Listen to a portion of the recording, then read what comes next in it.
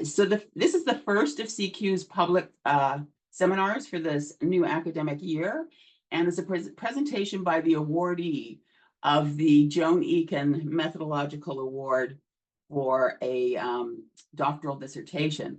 And I wanted to also let people know that Joan asked me to pass on, Joan Eakin, who the award is in the name of, was not able to be with us today, and she very much regrets that, because she's absolutely very excited to know that Karima Joy has received this award, and she's actually been in touch with Karima herself. So Joan sends her regrets. She would be here if she could. So I just wanted to go over a couple of housekeeping details before we get started. The first being that the session is being recorded, as you know now, and it will be posted on our website not too long after this session takes place. After some brief introductions to the speaker will speak for about 30 to 40 minutes, and then we'll have a question and answer period. While Karima Joy, Dr. Joy, is speaking, we ask that you turn off your cameras and mute yourself. However, when we come back for the question and answer period and discussion, we hope that you will turn your cameras on if you're able to, and use the raise hand function or the chat function to ask questions, and I will moderate that time. So that's all I wanted to say to start. And without further ado, I want to introduce you to Dr. Fiona Webster, who is the chair of the awards committee for CQ, for the methodological award for the doctoral dissertation. And she'll say a few words to introduce you to Dr. Joy before she begins. Fiona? Thank you, Brenda. I'm really honored to be introducing today's speaker. So Dr. Karima Joy is a registered social worker, therapist, and graduate of the Social and Behavioral Health Sciences doctoral program at the Dell Atlantis School of Public Health. She's been working in mental health since 2006, specializing in grief and bereavement since 2008. In 2020, she developed the grief education program at OISE, continuing in professional learning. In 2022, she was nominated to become a member of the International Working Group on Death, Dying, and Bereavement, where she continues to work with scholars and practitioners around the world. And of course, she was the recipient of the 2023-24 Joan Eakin Award for Methodological Excellence in a Qualitative Doctoral Dissertation. And I want to share with you some of the comments made by the award committee. The committee said, Dr. Joy's dissertation draws on critical qualitative research and feminist ethics and employs policy analysis and in-depth interviews to explore the everyday experience of bereaved workers in precarious employment. The committee was unanimously struck by the eloquence of Dr. Joy's writing, the compelling and thoughtful nature of her argument, and her truly unique and extraordinary weaving of reflexivity throughout her work through the lens of feminist ethics. Karima applied feminist ethics not only to her study, but she turned the lens on herself and the research process itself, thus giving us this truly exemplary theoretical and methodological congruence and a deep embodiment and enactment of reflexivity, which is rarely seen.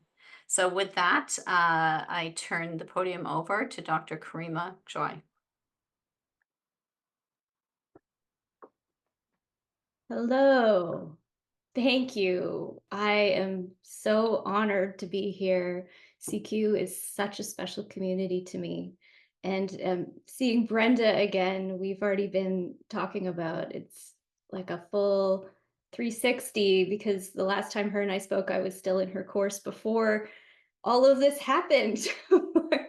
So I'm so grateful for CQ and this opportunity today. Today, I will present a reflexive account of my experience conducting this critical qualitative study on bereavement accommodation as an insider, researcher, and practitioner. First, I'm going to offer a brief overview of my study and theoretical framework to offer context and contextual information. I will share an account of how I experienced a reckoning with my embodied knowledge in the data collection phase.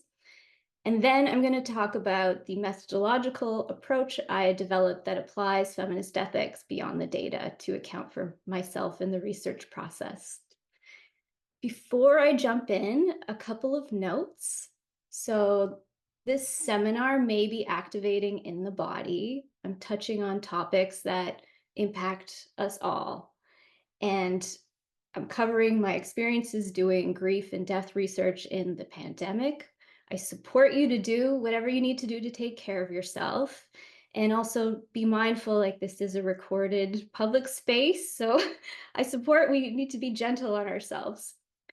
Please take what serves and leave the rest. And if you ever feel like revisiting what I'm about to discuss, I have a paper coming out soon. My intention today is to share how I reflexively integrated the parts of me that were activated in my doctoral research, create more space to honor life, death, and grief, and co-create more permission to be human.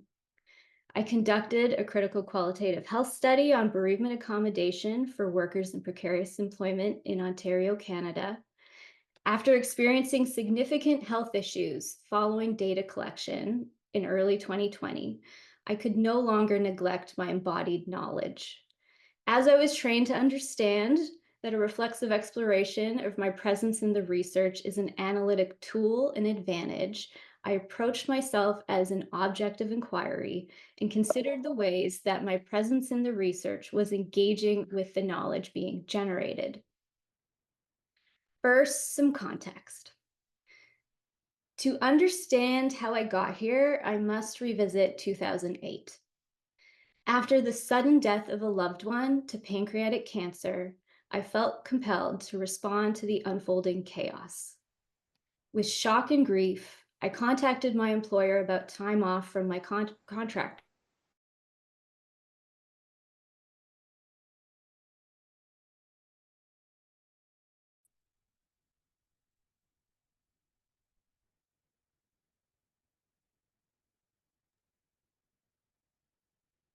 Hello.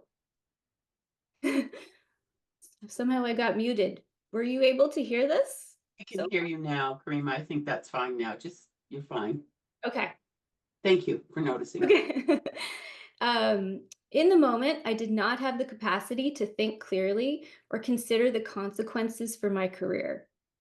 After his death, I was helping with funeral plans, answering phone calls, preparing meals, doing laundry, changing bedding, and performing general cleaning tasks. In the following months, I began questioning the invisibility of death and bereavement in society and how unprepared I was for bereavement. For as long as humans have been living, we have been dying. So how is it possible that we are so unprepared? None of my previous mental health training seemed relevant at the time. Anything I was trained to say seemed trite and insufficient. My assumptions about reality were shattered, driving me to learn about death and grief in professional practice in higher education. I began volunteering and working at bereavement agencies in Toronto, Ontario to gain insight to better prepare for responding to death and bereavement. In doing so, I witnessed how underfunded and overburdened these agencies are, and the challenges individuals and families experience navigating death and bereavement systems. I completed a master's degree in social work from 2011 to 2013, where I focused my studies on the bereavement literature and began conceptualizing the context of grief experiences in Canada. I started connecting what I was reading to what I was experiencing and witnessing in professional practice, familiarizing myself with the challenges and barriers to grief experiences and supporting bereavement. I was curious about how some of the most painful stories I would hear went beyond the pain of grief itself and pointed to devastating complications and influences from social and economic systems, which the literature said little about at the time. These experiences informed my commitment to understanding the structural limits of bereavement care and the advocacy for grief and bereavement to be conceptualized as public health issues. In Brenda's course, I was introduced to the analytic strategy of making things strange, which can be defined as an identifying what is common sense or unproblematic about a phenomenon or concept, and then using one's own surprise, wonderment, or horror to move beyond the status quo to consider the conditions of possibility for this phenomenon to exist.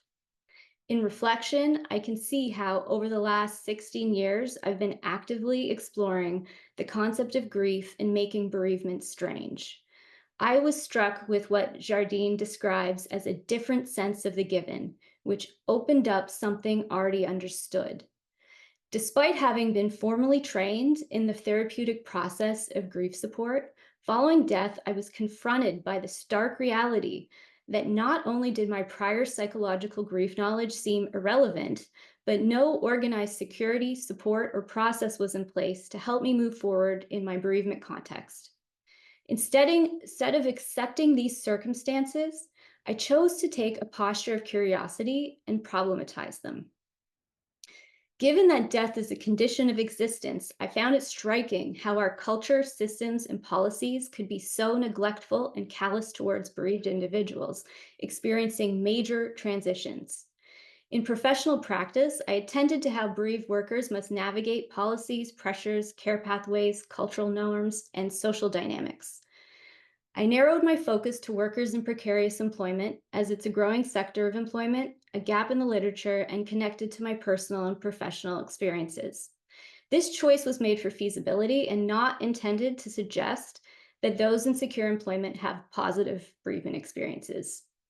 I was specifically curious about what was happening for bereaved workers with limited financial or job security and how they navigated the transitions following loss in the current Canadian context. In the process of designing my study, I needed a methodological approach that could generate multi-scalar knowledge on the everyday experiences of bereaved workers in precarious employment. To meet that objective, my research employed critical qualitative health research using interviews and policy analysis. I built on the work of my now colleagues Susan Cadell and Mary Ellen McDonald, who first critically examined Canadian bereavement legislation in 2015. I combined critical qualitative research, policy analysis, and interviews to explore their daily experiences and the impact of Canadian systems and labor policies. For data generation and analysis, I incorporated feminist ethics. I was drawn to feminist ethics for its ontology about interdependence and relationality, which proposes that our lives are woven together. Feminist ethics offers a lens for examining how grief impacts our capacity for care and work. So this approach enabled me to explore a complex phenomenon and thereby address a gap in the literature. To help you understand the theoretical framework I was absorbing, I'll give a brief overview of feminist ethics. From reading work by Joan Lashenko and Elizabeth Peter, Hilda Lindemann, Margaret Urban Walker, and Olena Hankivsky, I was learning that at its foundation, feminist ethics promotes a corrective approach to dominant androcentric ethics, which are ahistorical, rational, and idealized. Ethics can broadly be defined as the study of morality with the goal of understanding, critiquing, and correcting moral beliefs and practices. Traditional Anglo-European philosophical ethics generally excluded women and were produced by elite men. Contemporary critical approaches to feminist ethics are grounded in an understanding that individual identities cannot be simplified into gender categories, but are created and reinforced by complex and interlocking systems of power. I focused on feminist ethics as employed by Joan Tronto, given her work's relevance to my topic. As a political scientist, Tronto problematizes care, labor, and relationality, which brings attention to not only grief and human interdependence, but also how society organizes in response to care responsibilities for bereaved individuals, and the social, economic, and political mechanisms that function to devalue the care responsibilities associated with bereavement. Care is the central concept in her approach, as she argues it underlies all human activity that functions to perpetuate existence. Care is defined according to Fisher and Tronto On the most general level, we suggest that caring can be viewed as a species activity that includes everything we do to maintain, continue, repair our world so that we can live in it as well as possible. That world includes our bodies, ourselves, and our environment, all of which we seek to interweave in a complex life-sustaining web. In her book, Moral Boundaries, she outlines 4 interconnected but analytically distinct phases of care. And then in her book, Caring Democracy, she adds a 5th stage. So I'll briefly go through them all because I end up applying them to myself. Caring about involves a recognition of unmet needs that require care, influenced by socio-cultural factors. This phase is associated with the moral quality of attentiveness, which requires a suspension of personal self-interest in order to perceive the other's perspective of their need. It also applies to one's capacity to be attentive to personal needs. The second one is taking care of, which describes a level of ownership and agency for meeting the need for care, so that the best course of action can be assessed. So if someone finds that the problem is too overwhelming or determines nothing can be done, the caring process ends. And this is associated with the moral quality of responsibility, where someone or a group has assumed the duty of responding to the need. The third one is the caregiving phase, where physical work is involved to address the need. Giving someone money may be conceived as a way of caregiving, but it still requires that someone else has to do the physical work. Therefore, the giver and receiver of care are commonly in direct contact. This phase is associated with competence, or the judgment to know if one has adequately met the need. The fourth is care receiving, which involves an active awareness of the object of care's response to the care that was received, to assess if the need was met. Though care needs can be perceived, they may be inadequately addressed, creating further dilemmas and harm to the object of care. This phase is associated with the moral quality of responsiveness, which is the capacity to acknowledge and assess the response from the object of care, to determine if care was adequately met. Caring with, the last stage, specifies that the care approach is aligned with the democratic commitment to justice, equality, and freedom for all. This phase is associated with the moral qualities of plurality, communication, trust, respect, and solidarity, which aims to capture the necessary ethics for collective relationality and responsibility in a caring society. So this is what I was marinating in before I began data collection. And then theory became life. So I will get into what happened. Mother and Doucette define reflexivity as an active awareness of how personal histories, contexts, and standpoints play a critical role in shaping the research process and data. In data analysis process, we are confronted with ourselves and with our own central role in shaping the outcome. As Brenda taught me, every researcher has a sense-making apparatus or an internal processing device that filters and interprets data in particular ways linked to the researcher's tacit knowledge, embodied experiences, and conceptual or theoretical lens. Freeman argues that researchers are tasked with confronting that what and how they see is linked to context, which is something they're already participating in. This process requires a high degree of self-awareness to name and address. Although unconscious filters are incredibly difficult to access and acknowledging the self exposes the researcher to criticism, it is an ethical responsibility to account for how the self informs knowledge production and power is managed throughout the process. In the interview phase, I investigated workers' subjectivity and discourses related to their grief experiences in precarious employment. While generating reflexive memos throughout the research, I noted that in the midst of data collection, I experienced an unexpected and emotional physical reaction. According to university requirements, I was extremely capable and prepared to do this study. At the time, I'd been in the bereavement field for 15 years and the mental health sector for 17 years. I'm a registered social worker who has engaged with countless bereaved clients. I had been successful in my coursework, which included qualitative methodological training. My work was supported by a Canadian graduate scholarship, and I received ethics approval, which required planning the practicalities of the research and thinking through mitigating the risks and harms to myself and the participants.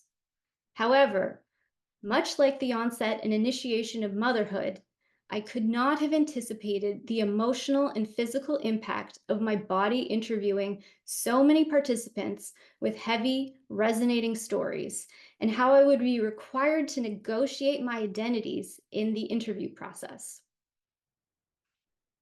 Initially, I did not connect my physical health to the research. In late December 2019, I experienced intense abdominal pain and felt incredibly nauseous and fatigued, hardly able to get up or out of bed. Then on January 6, 2020, I was in so much pain, I admitted myself to a hospital's emergency department, an ordeal that led to knowing I was not in imminent danger. None of the tests or blood work led to any obvious conclusions at the time. I assumed I was dealing with a purely physical issue. However, a few days after going in the hospital, I realized that the loss that triggered my journey to this field and research topic occurred on the exact same day in 2008. With this realization, I paused and reflected more deeply. How do my identities engage in particular ways with the knowledge being generated? Although I'm different from my participants in age, race, type of loss experienced, and socioeconomic status, I have insider status, or what Fine After Rosenblatt describes as membership with the research group. Given that I share the experience of being a bereaved worker and caregiver in precarious employment. My standpoint is that I'm on the side of bereaved workers with a strong sense of desiring a more just society, better equipped to respond to loss, which impacts how I direct my attention interpreted the data. When the participants were in tears, expressing grief and pain, my empathy, the part of me that shares similar feelings, was activated in an embodied physiological way. Not only did I hear participants' words, but my body physically remembered the depth of longing for the deceased, a sense of helplessness from losing a loved one, the state of shock that can last for months, unfair pressures to make premature and difficult life decisions, feeling out of control from riding the physical and emotional roller coaster while attempting to return to regular functioning, and anger at the lack of support. While I had not experienced the death of a child, I am a parent, meaning that I've embodied knowledge in an instinctual fear of losing a child, which became activated when I listened to participant stories of child loss. In addition, I'm a registered social worker and therapist who specializes in trauma and grief in my private practice. I adhere to a code of ethics from my college and have been trained to hear and respond to human needs expressed verbally and non-verbally. With this orientation, I was in a position to make quick moral and ethical decisions during participant interviews as I navigated a fine line between being a researcher and practitioner. I was fine-tuned to the nuances of participant experiences and expressions because I could draw on my embodied knowledge, practice experience, and both my theoretical and conceptual knowledge of the field to inform my responses to the interviews. I had one participant at the end of the session say, "I should be paying you," as she had been in therapy for years and recognized the supportive nature of my attention and approach. In my head, a part of me understood she had a point, as those skills were active in the session, although not included in the formal conceptions of data collection. What made this situation particularly poignant for me was oscillating between ensuring I asked the necessary questions for my research, offering appropriate and caring responses, and responding with physical and emotional resonance from being an insider. Although I'd read literature on researchers undertaking interviews on sensitive topics, there was little mention of the implications of being a researcher practitioner with insider status in my training. Although I had a great support system in place, regular counseling, a solid health team, a loving partner, a supportive supervisor and committee, I felt pulled in different directions as I engaged in the emotional labor of managing my multiple roles. Initially developed by Hochschild, the concept of emotional labor is used to describe the commonly invisible work of managing internal emotions and the emotions of others, although it tends not to be applied to researchers as it's a point of ambivalence whether researchers should engage with participant emotions. However, given the nature of my topic, emotions were assumed to be inevitable and shared in an ethical way. Due to feeling rules or implicit social norms governing emotions in specific social situations, emotions are often suppressed due to stigma around grief. This applies to the participants' bereavement stories as well as my own emotional responses to their stories, as a part of professionalism is to delay emotional reactions as they may not be appropriate with participants or clients, a form of emotional labor. Maintaining confidentiality is a high ethical priority, although carrying the weight of what is protected as confidential can be understood as another form of emotional labor. Further, my participant stories led to me reassessing aspects of my own bereavement story in life, which connects to what Jardine writes about in the process of interpretation shifting self-understanding. The knowledge that participants have shared both complements and expands my own working knowledge of death and bereavement, especially as an insider. I found myself angry about new aspects of my bereavement story, which prompted me to get my affairs in order with the lawyer and triggered more active death anxiety, even before the pandemic. Jardine and Freeman discuss how the aim of hermeneutic analysis is to propel us into new ways of seeing what's being taken for granted. In this way, my strong reaction to this work is a form of data and shifted my understanding of the interviews. In my research process, which is focused on a framework of problematizing care, I took a step back to see I was replicating the dominant ideologies and norms that I was functioning. The same ideologies and norms that I was advocating against in my research. Feminist ethics was directing my attention to embodiment, care, human interdependence, how society organizes in response to care responsibilities for bereaved individuals, and the social, political, and economic mechanisms that devalue care responsibilities associated with bereavement. Despite this theoretical awareness, I felt the pressure to operate according to the dominant capitalist norms about autonomy, productivity, and labor. I was functioning as an autonomous being capable of endless productivity, greatly underestimating the invisible emotional labor I had taken on and its impact on my body and my mental and emotional health. I was nearly derailed from completing this research countless times. As a new mother losing childcare, saturated in death counts and media stories during the pandemic, while writing about grief and death, not to mention as a caregiver, navigating the stress of caring for multiple family members experiencing COVID, my own health issues, and 2 deaths in the family.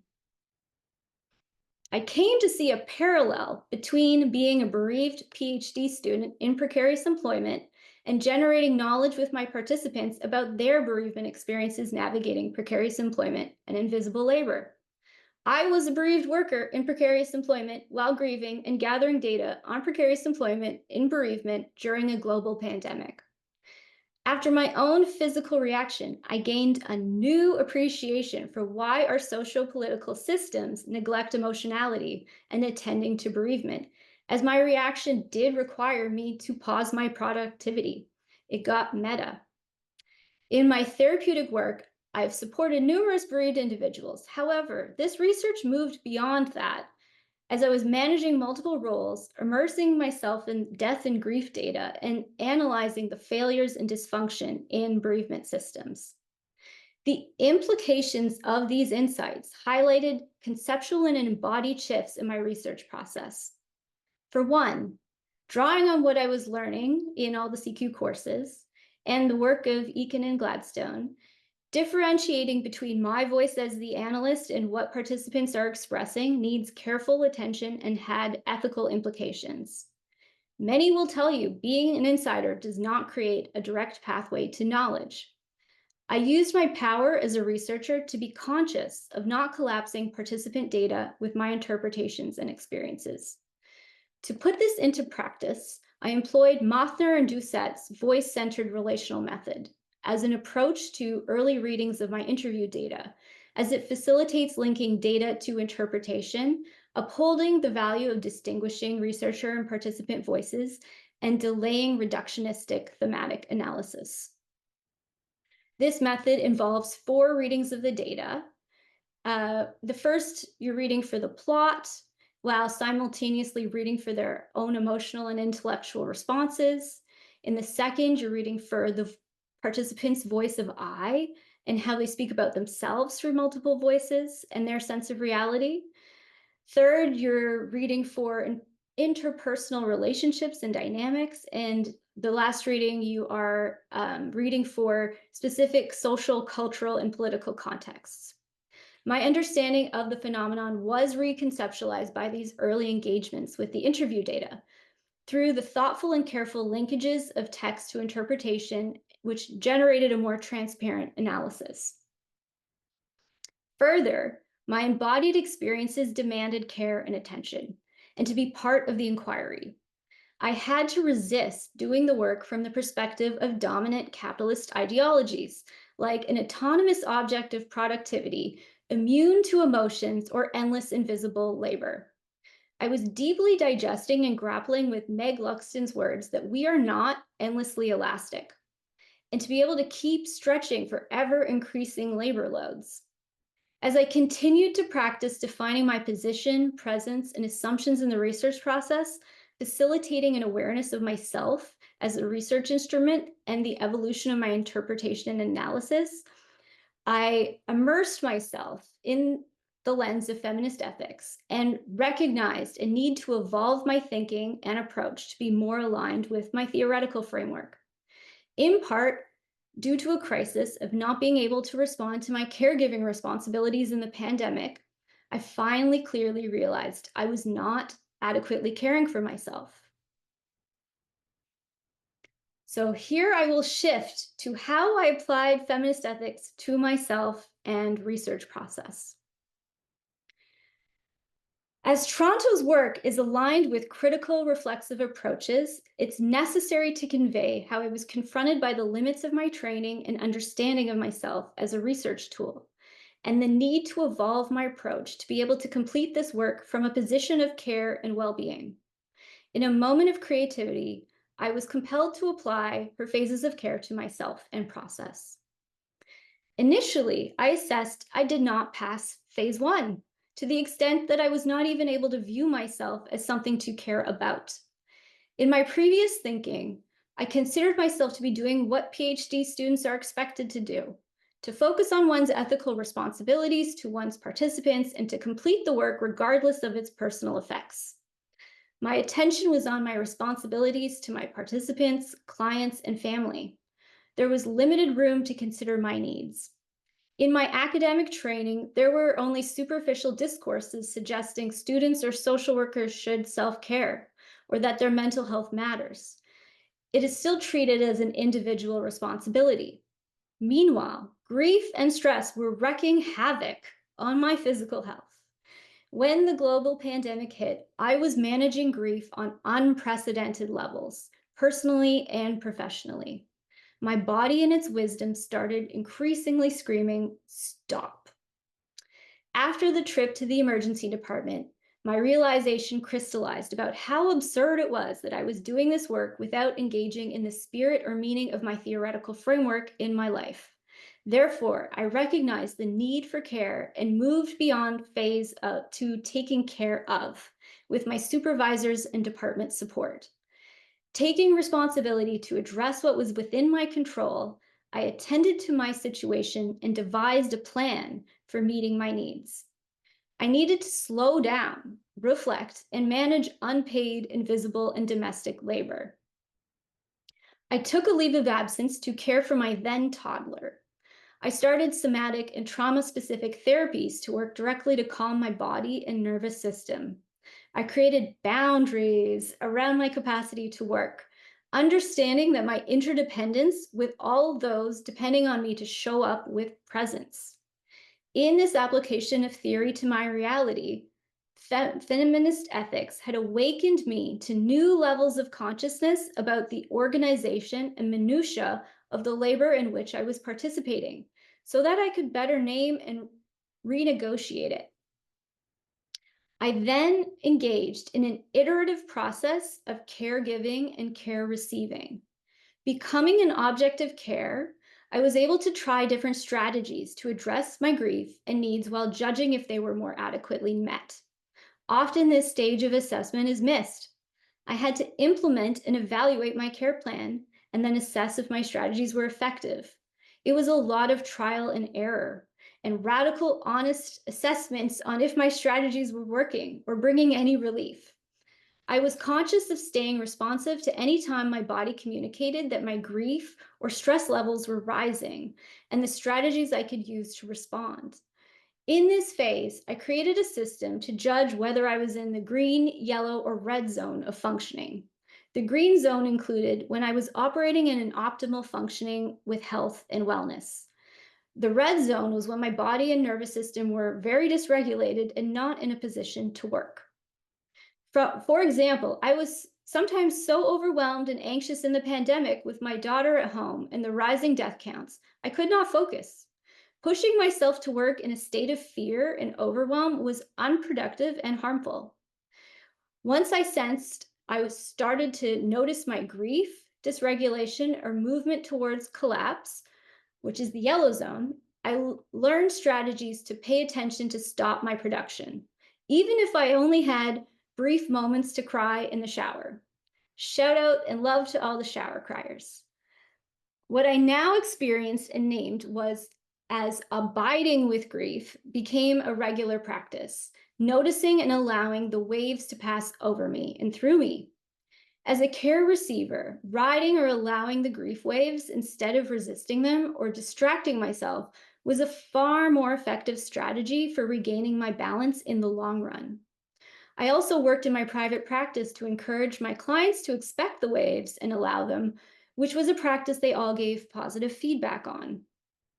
I can now clearly distinguish when grief is present in my body and make space to experience and honor it. It is utterly painful and uncomfortable, but grief works its magic and I'm transformed yet again. I was also dependent on a team of supervisors and my committee members and practitioners to offer guidance and strategies in a complicated time when planning ahead felt futile. Aligned with Toronto's 5th stage, I was increasingly aware that I was engaging in a process that was working towards collective democratic justice and freedom, moving towards caring with each other. Rather than viewing myself as a contained individual level process that ends the caring, I saw myself operating in multiple caring processes that engaged with collective healing. I was conscious that there is no honor or benefit in continuing to neglect my health and suffer burnout for the greater good. Ignoring my trauma and embodied needs only shrunk my capacity to function. While caring for myself was a privileged activity, I argue that my gains and well-being only added to my sense of responsibility to work towards collective equity, healing, and justice. In order to engage in justice work ethically with any integrity to walk my talk, I had to create a sustainable path and strategies to work harmoniously and attentively with my grieving body, as well as take responsibility for what was within my control. While so much felt outside my control during the pandemic. From a place of grounded, embodied wellness, as someone accounted for in the caring activities, I experienced more internal space and freedom to engage with the grief of others and observe what was happening to the collective on a more macro political level in the unfolding events in the pandemic. I was able to read and resonate with my participant data on a deeper level. I was able to think more clearly about my analysis. I was a more capable therapist, student, educator, and mother. This approach expanded the possibilities of sustainable practice. Further, from this position, I could work to participate in collective efforts to enhance bereavement care with the International Working Group on Death, Dying, and Bereavement, and also in the grief education program that I launched in 2021. Having digested or metabolized theory, I recognized my body demanded care and attention. It demanded acknowledgement of the interdependent web of relations and labor that I was participating in. From this approach, I became more attentive and flexible to my body's signals. So instead of forcing and pushing, which was my previous method, MO, I began respecting that staring at a computer screen, especially early in the pandemic, did not produce creative energy. Since the shift to engage my creative capacities, I would wander into a nearby forest and let other parts of my consciousness take over. I would dance, sing, garden, sit in the silence, and dialogue with the data. Whenever I got frustrated or stuck, I would radically surrender, leave, and come back with more refreshed energy. I would allow myself space and time to stay in the wordless energy, equipped with strategies to return to the green zone in my functioning, and then witness if more idealized crystallized. And for the record, this was not a linear process. It was very fluid. It wasn't like you just go to the green and you stay there. It was up and down. And now I will say, yes, so this journey has led me to the conclusion that how I work matters. The presence and energy I brought to my productivity mattered in my research process and analysis, especially when navigating a sensitive topic during a pandemic. Ethically, I was required to show up to the participant interviews in a good way to create supportive containers for building trust during data collection.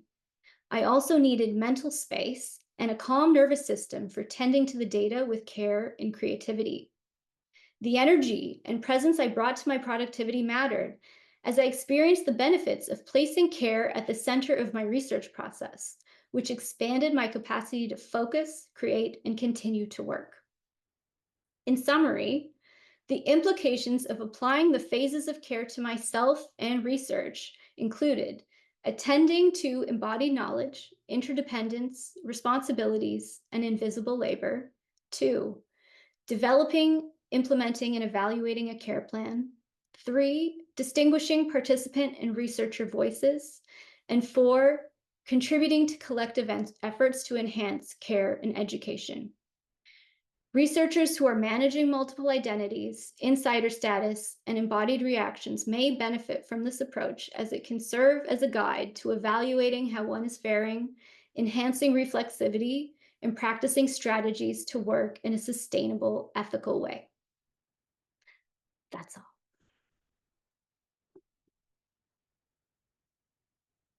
Thank you, Karima. What a wonderfully complex, rich discussion so far of your work. I'm going to just give people a few minutes to catch their breath, and certainly for you to catch your breath. So much there to think about.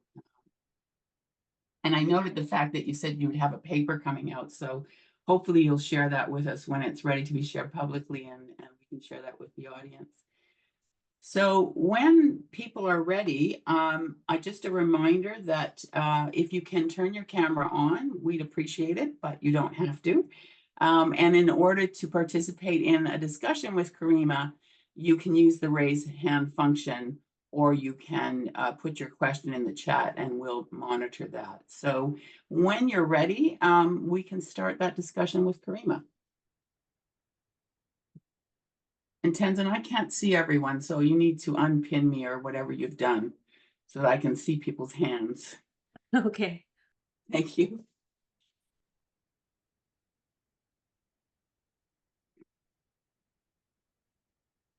Great, that's great. Thank you.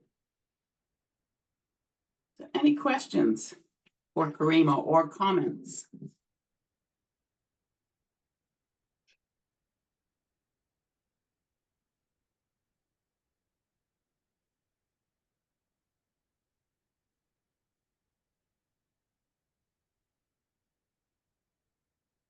Just wanted to acknowledge that we have on the call Karima's doctoral supervisor, Dr. Pia Contos, as well. So welcome and congratulations to both of you on this wonderful work.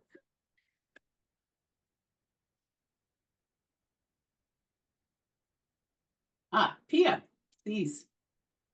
Thanks, Brenda. And thanks, Karima. This has really been, well, first, just want to say what a privilege, really, it was to work with you. I feel mostly to learn from you. And just congratulations again, just such a fabulous, fabulous presentation, gorgeous delivery, and really just beautiful work. So wanted to just recognize that. And just to say that of course, I've had many, many opportunities to engage with you about your work, and walked along your side through your whole journey, PhD journey. But really what struck me in hearing the presentation today is just how much we all have to learn from what you've produced here. And so I just wanted to thank you for that.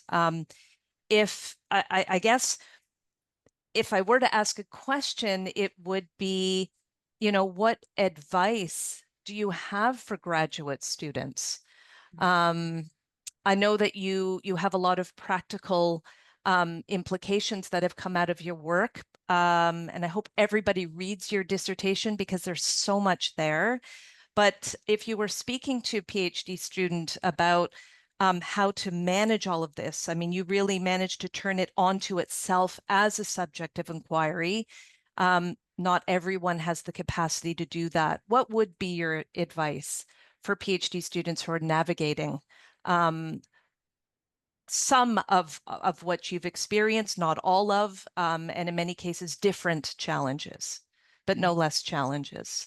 Well, and I don't know if I have like bullet point advice necessarily, but I do want to say you're not alone, whatever happens, and that to really lean into the support that exists and recognize that even if people aren't talking about it, they've lived it, and tapping into just the wisdom and support that's around you. Yeah, you don't have to do it alone. It's always one of my main messages.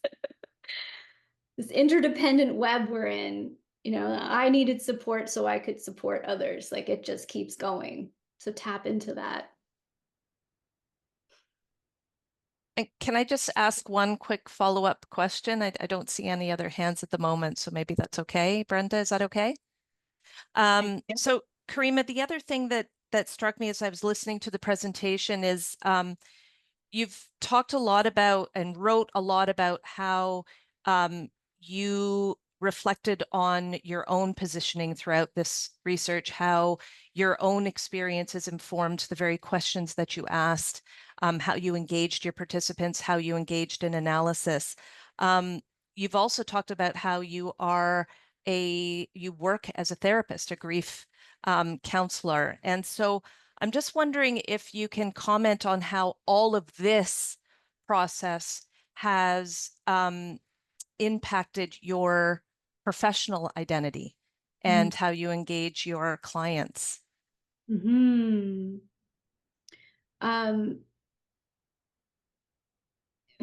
a passive question. More reflexivity. It has shifted me on so many almost wordless levels because now I have new felt senses of both being on different sides of the equations. It really was a moment for me to reckon with my body and grief while trying to work, studying how people are supposed to return to work with their grieving bodies. I've had emotional shifts of like, oh, look at me as I'm grieving and trying to work. And like, this is what my participants are also sharing different aspects of. And that was, it gave me a humility for, the journey of returning to work. And I felt the forces, these macro level economic, social, political forces in a new way, especially in the pandemic. And so that I would say it's the felt embodied sense that became new for me as I left the theoretical mind realms and entered more into the making it real. Thank you. Thank you. Thanks, Pia. Thanks to both of you. Other questions or comments? I'll jump in. One of the things you said different things that I loved, but one of them that I loved particularly was theory became life.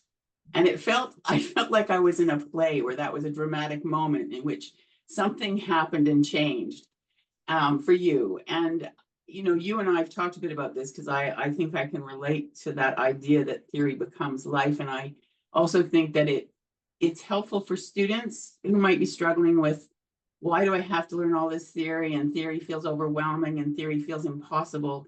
So I just wondered if you could say a bit more about that. Theory becoming life.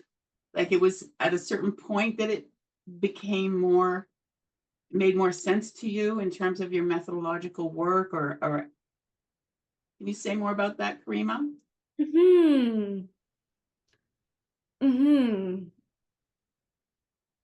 I'm someone who I love all the different lenses in theories.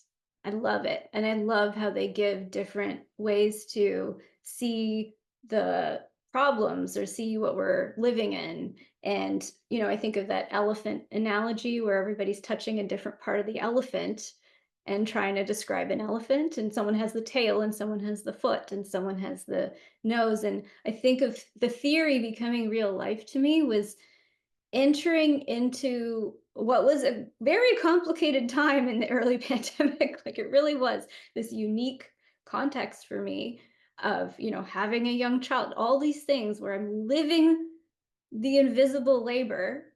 I started really just, and then the theory helped it make sense. Like the theory gave me a path for understanding what I was negotiating in. I was already doing it with my participant data. And then all of a sudden I was like, oh, wait, I have to pause because this is something.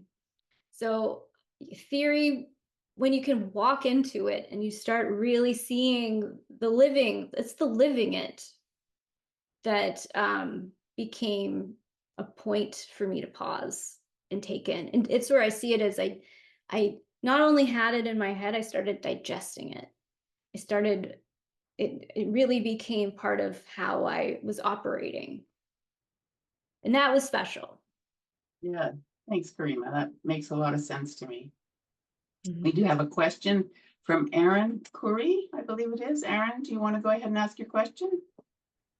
Hi there. Thank you so much, Karima, for this really refreshing and insightful perspective.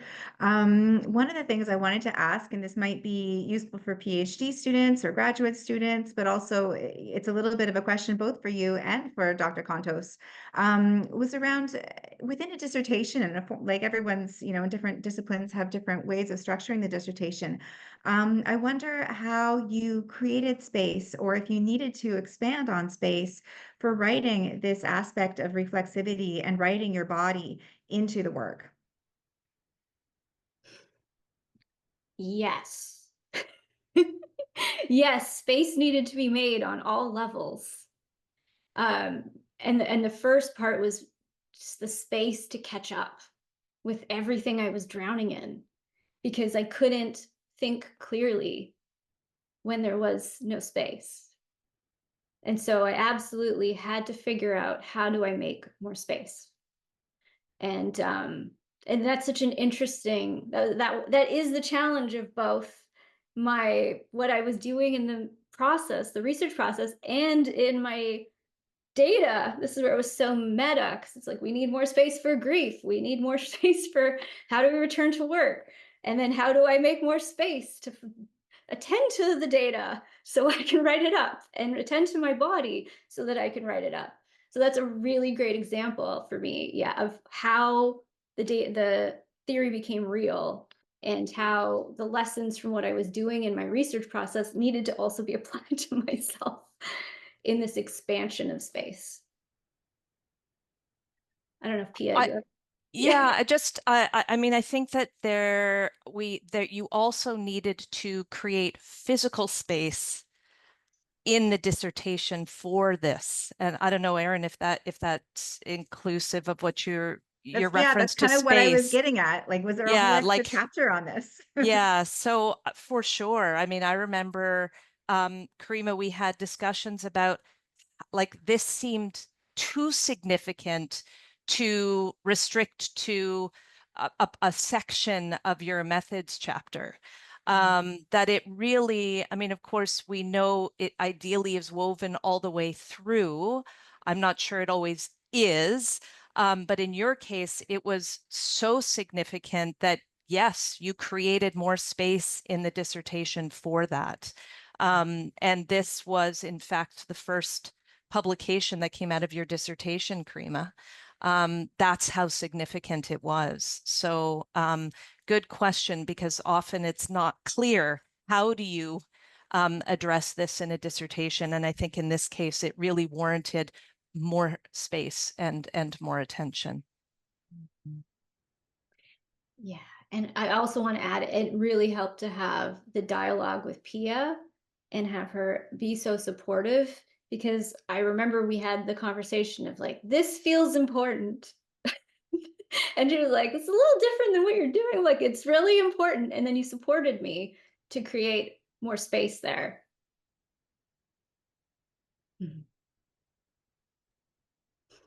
Thank you. Thank you both. It's really wonderful to hear from both Karima and Pia and get a bit of a sense of how you work together through some of those ideas. That's not something we often get a chance to encounter. We have a question in the chat, Karima, from Anna, saying, first of all, great presentation, and there are several of those, so I encourage you to look at the chat later. I was wondering what you found most helpful in differentiating between your experiences, interpretation. Oh, hang on a minute,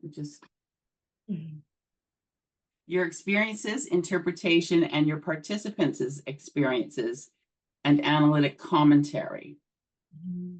Do you see the chat? Can you, because it's maybe helpful for you to read it. Yeah, well, and that's where the voice-centered relational method really was significant in me teasing that all apart. And it was I remember when I was so it's that 4 readings of my data.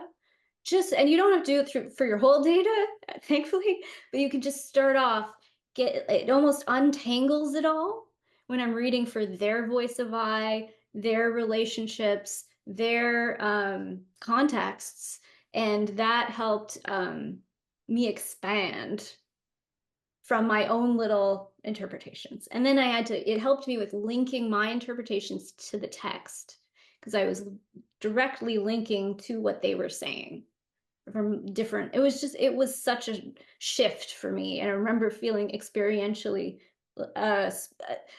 the distinctions being formed, if that answers the question. And I don't know if you want to ask any further, but you can certainly do that through chat, or you can open up your mic. But if that's satisfying, we can move on. For people who may not, oh, there you go. Hi, Anna. Nice to see you. Nice to see Did you want to carry on? Yeah, I was wondering if you can just add on to when you're writing, I guess, the paper, or how might you necessarily do so? Or is it just a matter of, as long as you did the kind of prep work before, where you engage in voice interrelational method, that is kind of how you would then differentiate it afterwards? I don't know if that makes sense. Yeah, well, just to give you a sense of how it worked in my case, great question. Brenda's course was really helpful. I don't know if you've been able to take it yet, but I was practicing a lot of anchoring, which is a whole other thing Brenda gets into, but it's this whole, like, I was ensuring that my interpretations I could see the links to the data. I could see the links, and then I was practicing context and contextualization. So I was practicing different things that was informing my interpretations so that I could connect it directly to what I was reading. So that made it very transparent for me. And then I was able to write it all up. So I started first with the transcripts and trying all sorts of different things. And then I wrote it up. But I had this clear sense of how did I end up at this conclusion? Well, here in the text, I could connect it.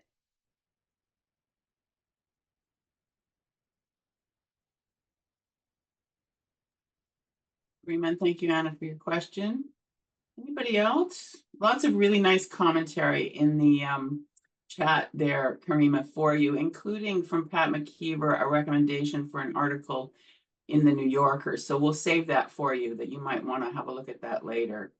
Thank you. And also a very nice comment from one of the other committee members of the awards committee for your work, Naomi Tulin, who had to leave, but she wanted you to know that they've included your work in one of the courses she's teaching in the winter for CQ. So your work is making an impact there too, and that's something nice for you to know. So thank you for that, Naomi. Wow. Yeah, I don't see any other questions in the chat. Do I have a hand that I'm missing anywhere? No, I don't see anybody so far. We have, Karima has great, oh. Denise, is that you? Did you want to say Yes, something? Mariam.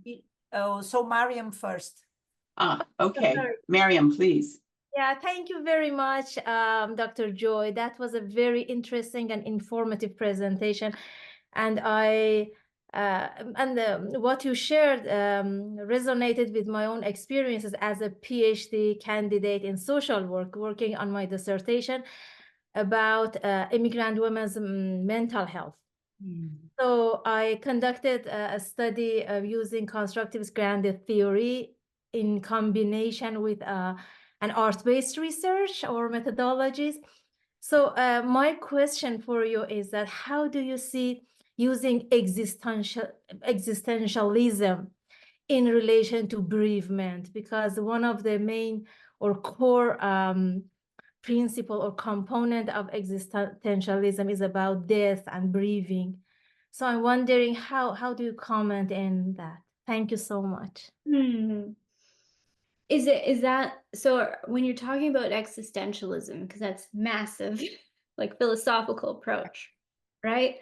What exactly is it? Because there's a theory you're thinking of using or philosophy, or do you mean it in general, or You may wish to use it as a general term or framework, but I'm also very specifically very interested in logotherapy, healing through meaning.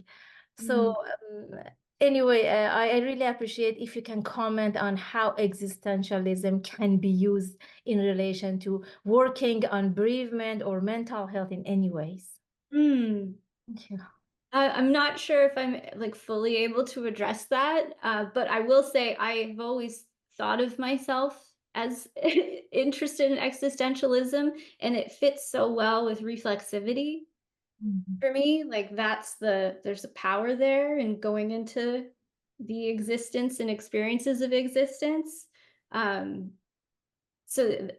that's where for me the overlap with my work was with the reflexivity piece and drawing on it's similar, right? It's drawing on the embodied knowledge. Great. Yeah. Thank you so much. Yeah, I really appreciate because that was very informative for me to use it. Yeah, thank you. Thank you. Thank you both. Denise, did you want to? For Karima, congratulations, Pia, congratulations, great work. I'm going to be using some of your work in my class as well, because we have discussions about reflexivity and positionality in my course, so can't wait to start using your work. It's a comment what I have. What I think your presentation illustrates so well is the cost, I'll use the word cost, of theorizing. And what we constantly ask students to do, to go beyond description and reach theorization. But this example you bring of the embodiment of the lived theory that you have to go through and the demands that in your case, because we're talking about bereavement in particular, it poses a challenge to the author, you know, at different levels. So in this university where, you know, there is a corporate academia, times very limited for students to finish the PhD, expectations of productivity, as you said, not only the students are professionals, but they are also in a precarious condition because they are students, and they are being asked to finish, etc. What was your relationship with time? I know you took a break. Yeah. But what else did you do to manage with the committee, yourself, your strategies? How could perhaps, because you got the award, you are theorizing in your work, you know, you've done this extra important step for qualitative research, that is engaging with theorization. So can you share a few strategies, things that you have done in terms of the load of the emotional management and the use of time in a way that allowed you to have this successful outcome despite the hardship of the process? I do see it, but how come it's a happy ending? Yeah. Well, that's a beautiful comment, and it hits on so many important notes. That the interesting, yeah, with the cost of living theory, it was a massive confrontation, like a dissonance between what I was, the values I was promoting, and then what I was living. And that hit me in the face. And so then, in order to do it differently, this paradigm shift, it was very experiential. And that's where I needed to do kind of trial and error. And it will be different for everyone. But in my case, I had to move beyond my fear, move beyond the programs from the productivity pressures, which creates so much anxiety, because that's what often we end up, and I know other students and everybody in academia can relate, like we spend a lot of time in anxiety. We're trying to meet these demands, and that wasn't serving me. It wasn't helpful, and it was draining my energy in a way that made me have less energy. And so I really had to work in a way where it was like, I'm going to dip my toes in slowing down, even though that feels very scary, because I feel this pressure to be productive. And so I was doing a lot of this tinkering between my programming from, being in academia as long as I had been. We're programmed, just do it. And so it was scary for me to pause. And I had to work into leaning into, okay, here I'm grieving, the grieving actually really, in my case, helped, because it was a release of energy and a release of, and an acceptance, and so that actually made more space for me. And that's where, it was, how do we do this sustainably? Because my old way was just burning me out really fast. So that's how I ended up, because I found a way. I really had given myself permission to quit if I needed to. Like, I really had to be like, it's not worth my health. It's not worth me like breaking on, because I have a daughter. So I did have to find a way to make it work. And it came through this trial and error. And it was risking going counter to the massive forces, which was scary. So I speak to that. Thank you. Denise and Karima for that interchange. Anybody else?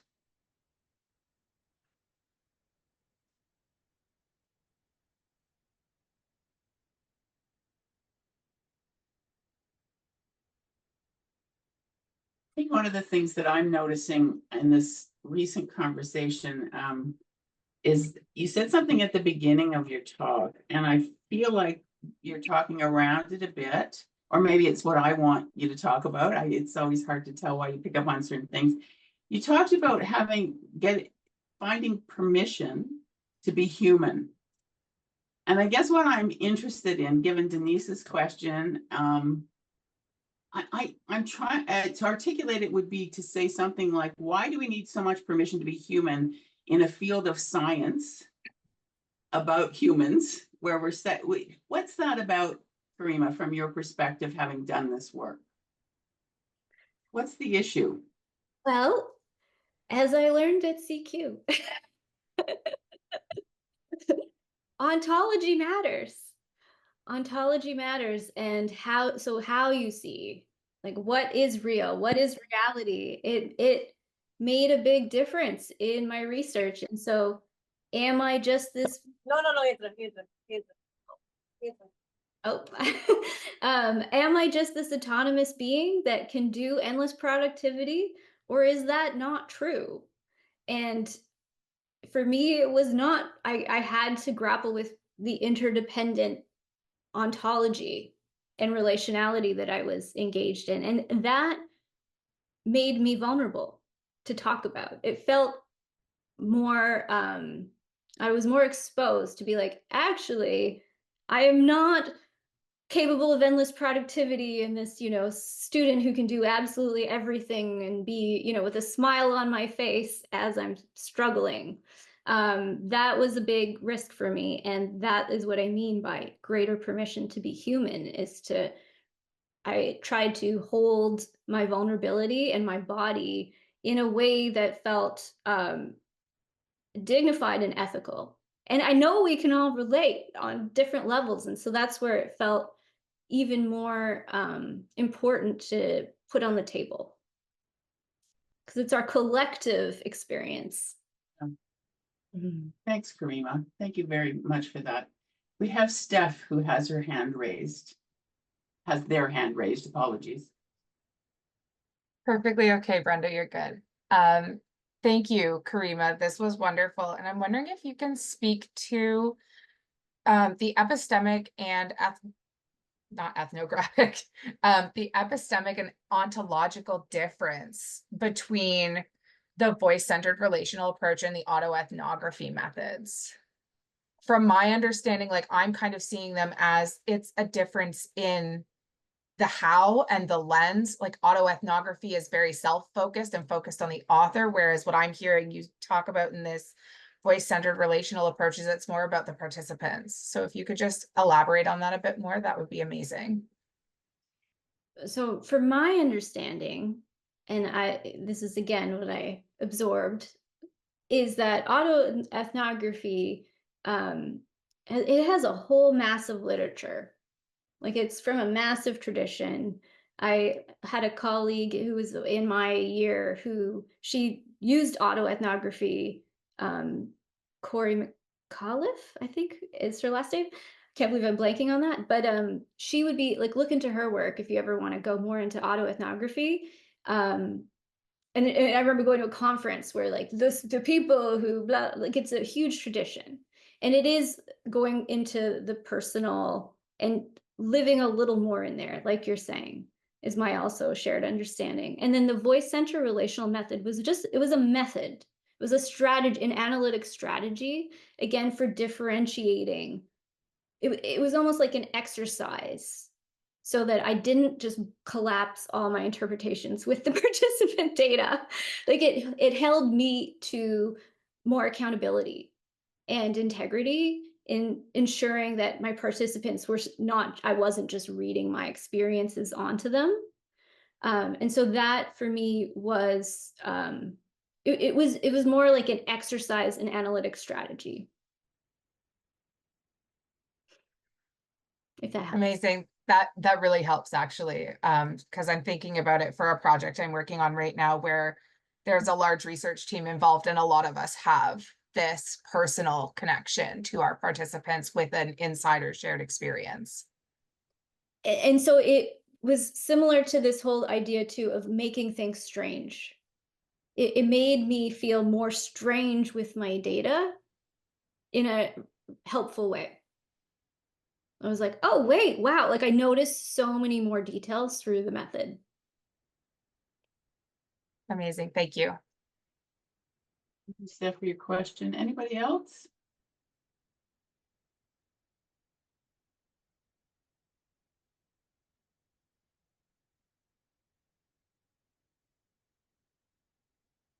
Okay, well, thank you, Karima, very much. And thanks to everyone for your questions and for your attention. And lots, as I say, Karima, of congratulations in the chat on this beautiful work. So CQ will be in touch with you all. We have seminars coming up in the term. So we'll be letting you know when the next seminars are shortly. And again, a round of applause for Karima and her work. And it was really wonderful to see you all. Thanks for coming today.